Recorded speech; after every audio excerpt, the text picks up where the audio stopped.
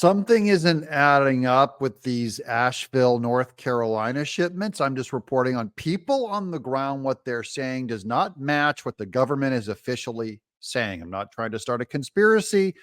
I am trying to get you to subscribe to John Mike Keene. FEMA has shut down all the local donation operations that were going on and delivering supplies, and now they're saying that they're not allowed to deliver any more supplies anymore. So all these people are unfortunately have all these supplies but cannot take it up there.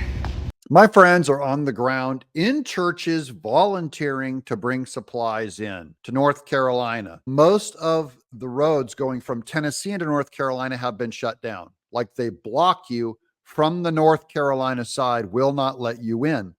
FEMA is shutting down and making sure that they exclusively control all of the help that people do. So maybe they don't want people to get into accidents. Maybe they don't want to get it make it worse, but it's not the way normal rescue efforts are conducted where it's all hands on deck. So the reality is I don't think the federal assets were marshaled very quickly at all. But the lesson that I think people should take from this is one we learned in Florida long ago. We don't rely on FEMA to do any of that type of activity. We rely on FEMA to basically be a bank account. There's federal programs in place. If you can't rely on FEMA, which I agree with, don't rely on the government and FEMA to rescue you.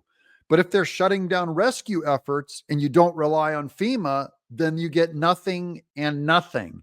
Speaking of nothing, here is Nancy Pelosi back when Bush, during Hurricane Katrina, she's condemning him because 5 days after Katrina, not enough was being done, meaning she should be coming out and condemning what's going on in North Carolina now 10 times more, but she won't because she didn't mean this then, and she's lying to you now. That any objective observation of what has happened in the first 4 or 5 days in the Gulf state would say that this is not a success, that we can do better as a country.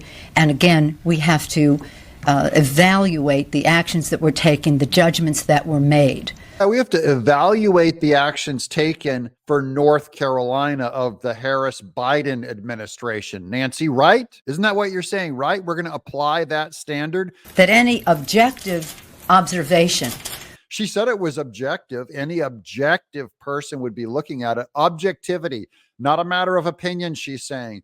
Therefore, objectively, there should be an investigation into Biden, Harris, and Mayorkas's complete failure and probably jail time.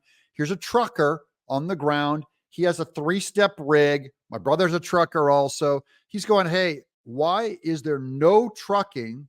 He can look up all of the assignments for truckers in the area. No one is bringing pumps or stuff into North Carolina. Usually in a disaster situation, it is payday for truckers. We look for that hurricane. We look for that ice storm. There's generators coming to you. There's stuff coming out of military bases. There's excavators, skid steers, bulldozers, tree trimming equipment, pumps, like water pumps to pump water out of places that have been flooded. There's no loads on the load board coming to you within 125 miles of Asheville. There's nothing. Now, watch this. He's going to go to the actual app and look at the number of loads where they're hiring freelance truckers on this app. How many of them are there for Asheville? Let's do city, North Carolina. Click it. Boom. These are all $1.40 a mile loads, $1.39. That was posted yesterday. I mean, there's nothing. There's nothing. These are loads that you wouldn't even, nobody's taking them. They're just on the load board. They've been on there since yesterday. You can see. No one's taking them. There's no money for them. Something weird is going on in Asheville, North Carolina. I don't know what it is. I'm just reporting on it.